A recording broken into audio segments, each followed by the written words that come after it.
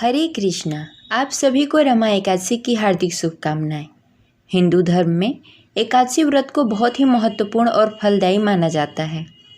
ज्योतिष शास्त्रों के अनुसार हर महीने में 2 एकादशी व्रत पड़ते हैं और इन तरह साल में कुल 24 एकादशी व्रत पड़ते हैं। प्रत्येक एकादशी के अलग अलग महत्व होते हैं। वैसे ही कार्तिक मास की कृष्ण पक्ष के एकादशी को रमा एकादशी कहा जाता है। धार्मिक मान्यता है कि इस दिन भगवान विष्णु और माता लक्ष्मी की पूजा करने से साधक की सभी मनोकामनाएं पूर्ण होती हैं और जीवन में खुशहाली बनी रहती है। रमा माता लक्ष्मी का नाम है, इसलिए इस दिन भगवान विष्णु के साथ माता लक्ष्मी की पूजा करना आवश्यक होता है, जिससे आपके घर में माता लक्ष्मी की कृपा बनी रहेगी। चलिए सुनते हैं एकादशी व्रत कथा। कथा शुरू करने से पहले कमेंट बॉक्स में लिखें जय हरि विष्णु। एक बार धर्मराज युधिष्ठिर कहने लगे, हे भगवान, कार्तिक मास की कृष्ण पक्ष के एकादशी का क्या नाम है? इसकी विधि क्या है? इसके करने से क्या फल मिलता है? सो आप विस्तार पूर्वक बताएं। भगवान श्री कृष्ण बोले, कार्तिक मास की एकादशी का नाम रमा एकादशी है।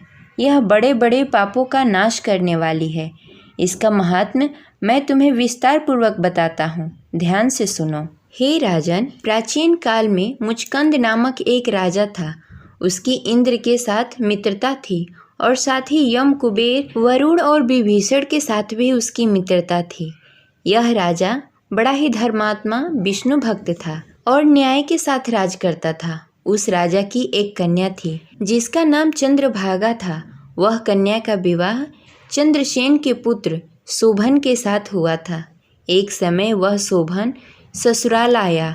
उन्हीं दिनों जल्द ही पुण्यदायिनी एकादशी रमा एकादशी भी आने वाली थी। जब व्रत का दिन समीप आया तो चंद्रभागा के मन में अत्यंत सोच उत्पन्न हुआ कि मेरे पिता अत्यंत ही दुर्बल हैं और मेरे पिता की आज्ञा अति कठोर है। 10वीं को राजा ने ढोल बजवाकर सारे राज्य में यह घोषणा करवा दी कि एकादशी को भोजन नहीं करना चाहिए। ढोल की घोषणा सुनते ही शोभम को अत्यंत चिंता हुई और अपनी पत्नी से कहा, हे प्रिय, अब क्या करना चाहिए? मैं किसी प्रकार भी भूख सहन नहीं कर सकूंगा। ऐसा उपाय बताओ कि जिससे मेरे प्राण बच सके, अन्यथा मेरा प्राण अवश्य ही चले जाएंगे। चंद्रभागा कहने लगी कि हे स्वामी, मेरे पिता के राज्य में एकादशी के दिन कोई भी भोजन नहीं करता। हाथी, घोड़ा, ऊंट, बिल्ली, गौ आदि भी तृण, अन्न, जल आदि ग्रहण नहीं कर सकते। फिर मनुष्य का तो कहना ही क्या है। यदि आप भोजन करना चाहते हैं तो किसी दूसरे स्थान पर चले जाइए, क्योंकि यदि आप यहीं रहना चाहते हैं तो आपको अवश्य ही व्रत करना पड़ेगा। ऐसा सुनकर शोभन कहने लगा कि हे प्रिय, मैं अवश्य व्रत रखूंगा। जो भाग्य में होगा वह देखा जाएगा। इस प्रकार से विचार करके शोभम ने व्रत रख लिया और भूख प्यास से पीड़ित होने लगा। जब सूर्य नारायण अस्त हो गए और रात्रि में जागरण का समय आया, जो वैष्णवों को अत्यंत हर्ष देने वाला था, परंतु शोभम के लिए अत्यंत दुखदायी हुआ। प्रातःकाल होते ही शोभम के प्राण निकल गए। लेकिन चंद्रभागा सती होना चाहती थी, मगर उसके पिता ने यह आदेश दिया कि वह ऐसा न करे और भगवान विष्णु की कृपा पर भरोसा रखे। चंद्रभागा अपने पिता की आज्ञानुसार सती नहीं हुई और अपने पिता के घर रहकर एकादशी व्रत का पालन करने लगी। उधर रमा एकादशी के प्रभाव से शोभम को जल से निकाल लिया गया और भगवान विष्णु की कृपा से उसे मंदराचल पर्वत पर धन धान्य से परिपूर्ण तथा शत्रु से रहित देवपुर नामक एक उत्तम नगर प्राप्त हुआ। उसे वहां राजा बना दिया गया। उसके महल में रत्न तथा स्वर्ण से खंभे लगे हुए थे। राजा शोभम स्वर्ण तथा मणियों से सिंहासन पर सुंदर वस्त्र तथा आभूषण धारण किए बैठा हुआ था। गंधर्व तथा अप्सराएं नृत्य कर उसकी स्तुति कर रहे थे। उस समय राजा शोभम मानो दूसरा इंद्र प्रतीत हो रहा था। उसी समय मुचुकंद नगर में रहने वाला एक सोम शर्मा नामक ब्राह्मण तीर्थ यात्रा करता हुआ घूमता घूमता उधर जा निकला और उसने शोभन को पहचान कर कि यह राजा का जमाई शोभम है, उसके निकट गया। शोभम भी उसे पहचान कर अपने पास आते हुए देख उठ खड़ा हुआ और ब्राह्मण को प्रणाम करते हुए कुशलता पूछा। ब्राह्मण ने कहा कि राजा मुचुकुंद और उनकी पत्नी कुशल से हैं। नगर में भी सब प्रकार से कुशल है, परंतु हे राजन, हमें आश्चर्य हो रहा है। आप अपना वृतांत कहिए, जो ऐसा नगर न कभी देखा न कभी सुना, आपको कैसे प्राप्त हुआ। तब शोभम ने कहा कि कार्तिक मास की कृष्ण पक्ष की रमा एकादशी व्रत करने से मुझे यह नगर प्राप्त हुआ है, परंतु यह स्थिर नहीं है। आप ऐसा करें कि यह स्थिर हो जाए। ब्राह्मण कहने लगा कि हे राजन, यह स्थिर क्यों नहीं है और कैसे स्थिर होगा, आप बताएं, फिर मैं इसका अवश्य ही निवारण करूंगा। मेरी इस बात को आप मिथ्या न समझिए। शुभम ने कहा, मैंने इस व्रत को विवश होकर तथा श्रद्धा रहित होकर किया है।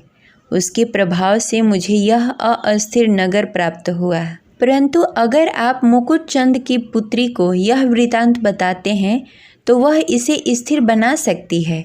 राजा शुभम की बात सुनकर ब्राह्मण अपने नगर को लौट आया और उसने चंद्रभागा से सारा वाक्य सुनाया। इस पर राजकुमारी चंद्रभागा बोली, हे ब्राह्मण देव, क्या आपने यह दृश्य प्रत्यक्ष देखा है या आपने स्वप्न में देखा है।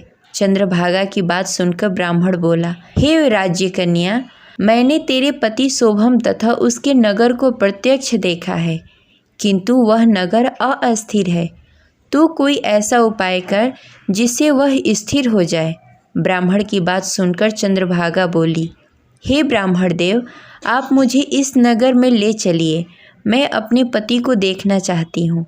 मैं अपने व्रत के प्रभाव से इस नगर को स्थिर बना सकती हूँ।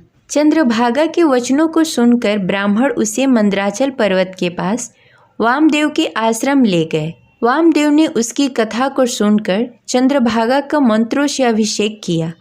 चंद्रभागा मंत्रों तथा व्रत के प्रभाव से दिव्य देह धारण कर पति के पास पहुंच गई। शोभम ने अपनी पत्नी चंद्रभागा को देखकर उसे प्रसन्नता पूर्वक आसन पर अपने साथ बैठा लिया।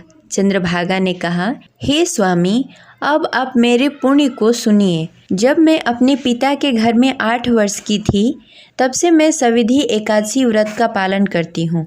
उन्हीं व्रतों के प्रभाव से आपका यह नगर अस्थिर हो जाएगा और सभी कर्मों से परिपूर्ण होकर प्रलय के अंत तक स्थिर रहेगा।